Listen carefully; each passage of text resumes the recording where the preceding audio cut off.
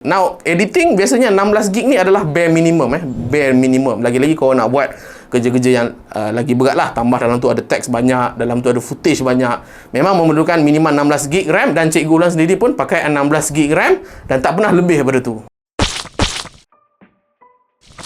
Hello semua, selamat datang ke Cikgu Ulan. Saya Rotan, kembali lagi dalam siri Anda Tanya, saya cuba jawab ATS CJ. Okay, alright. So soalan ni quite menarik. Ianya berkaitan dengan DaVinci Resolve. Jadi Cikgu Luan dah lama gila tak buat konten pasal DaVinci Resolve. So minta maaf lah. Okay. So soalan daripada Mafid, laptop low spec boleh pakai tak? Sebab laptop saya 12 gig je RAM. Saya tengok minimum dia nak 16 gig RAM. So mari kita tengok dulu spek daripada DaVinci Resolve. So antara tips saya adalah type je kat Google. Senang. Okay, DaVinci Resolve minimum requirement minimum requirement. So kalau kita tengok dekat situ, Google pun dah keluar. Kalau korang tengok kat sini, sorry, dia punya LCD warna kuning LCD tu warna kuning, bukan otak aku warna kuning. Okay, right. So korang tengok kat sini, dia pun dah muncul dalam ni. So korang pun boleh refer siap-siap lah dia punya minimum requirement. Pertama sekali, daripada segi CPU, dia kata minimum requirement Intel Core i7, AMD Ryzen 7. Dua-dua adalah produk yang pada saya kononnya adalah high end, tapi tak semestinya sebenarnya. Nanti saya ceritakan kemudian. RAM minimum adalah 16 GB RAM, which is agak besar, dan it makes sense jugalah. Nanti pun saya akan ceritakan juga. GPU, yang ni yang saya nak highlightkan, 4 GB VRAM. Okay, 4 GB VRAM. Ingatlah, GPU penting pun nanti saya akan uraikan, dan juga media storage SSD or RAID. Janji korang ada hadis lah sebenarnya kak. Okay, SSD lagi baik. Pertama sekali daripada segi CPU. CPU ni sebenarnya, contoh lah, saya boleh bagi contoh. Some model i7, kan i7 tu kan laju kan, kononnya. Dan i3 ni adalah model yang very slow, kononnya. Tapi benda tu tak juga sebenarnya. Contoh, saya bagi contoh. Ada some i7 punya model lagi slow daripada i3. Contohnya apa? Intel ataupun AMD secara umum, mereka ada generasi dia. Mereka ada, orang kata apa, some release date. Contohnya, i7 keluaran 2015 lagi slow nak dibandingkan dengan i3 keluaran 2021.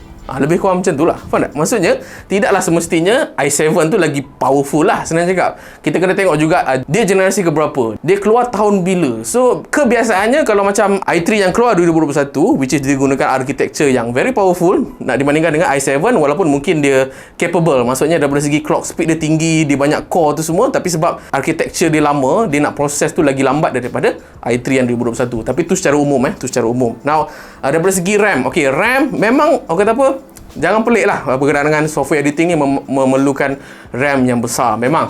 Sebab apa RAM yang besar? Secara umum saja, saya tak nak go in detail juga. Sebab dia nak read data tu laju. Faham tak maksudnya? Kenapa dia nak read data laju? Sebab video tu adalah data yang sangat berat. So, dia memerlukan, orang kata apa, faster access of the read and write speed untuk dia baca. Benda ni korang boleh rasa apabila korang import terus misal kata 100 footage dalam korang punya Adobe Premiere Pro ataupun DaVinci Resolve.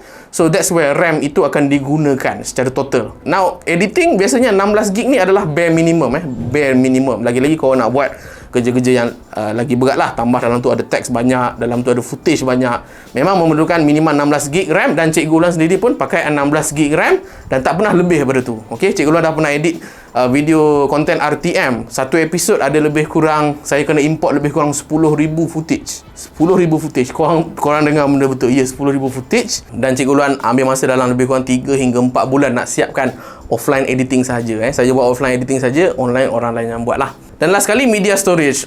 Saya malah nak bincang lebih-lebih. Yang penting, lagi elok kalau korang dapatkan SSD. Okay? Kalau korang edit guna SSD, lagi efficient lah, lagi laju. Now, adakah 12 gig RAM tak cukup? Cukup sekiranya korang hanya nak buat video, potong-potong, nak masukkan lagu, nak masuk basic effect sikit, nak masuk title sikit. Duration korang pun tak lebih daripada 10 minit. Okay lagi. Masih lagi mencukupi. Now, the problem with DaVinci Resolve will always comes to the graphics card ataupun GPU. GPU, graphics card lah. Dia memerlukan VRAM, at least 4 gig punya VRAM ataupun yang terdapat pada gaming laptop, ataupun kalau korang pakai PC, korang boleh dapatkan apa-apa model yang misal kata Intel ataupun AMD yang dia punya video RAM ataupun VRAM adalah 4 gig ke atas. Contoh macam Nvidia 1650, 1660, 1660 Ti, 1660 Super. Itu adalah 4 gig VRAM yang mengangam. dan sepanjang banyak-banyak software yang cikgu Ulang pernah guna, DaVinci Resolve, Adobe Premiere Pro, Final Cut Pro, Vegas Pro, DaVinci memang berat bahagian graphics card. So korang kena hati-hati sikit. Kalau tak, nanti video korang akan jadi sangkut sengguk. Walaupun CPU korang dah power, walaupun RAM korang dah 32GB. Okay, sebab dia berbeza sedikit lah daripada segi DaVinci Resolve dia coding, tapi dia memang prioritize graphics card lah. Okay, so korang kena bersedia. So tu je lah kot jawapan saya yang saya boleh katakan oversimplify. Dia ada banyak lagi kata apa, in-depth conversation yang kita boleh berbual kan. Tapi tu on the next video lah kot. So itu saja lah kot untuk video kali ni. Apa lagi guys tahu berkenaan dengan video editing ke video shooting tu semua, korang boleh roger dalam ruangan komen di bawah. Manalah tahu soalan-soalan korang akan di feature untuk siri ATSJ ini on the next video. Itu saja daripada saya Cikgu Luan. Sampai lagi, saya Tan.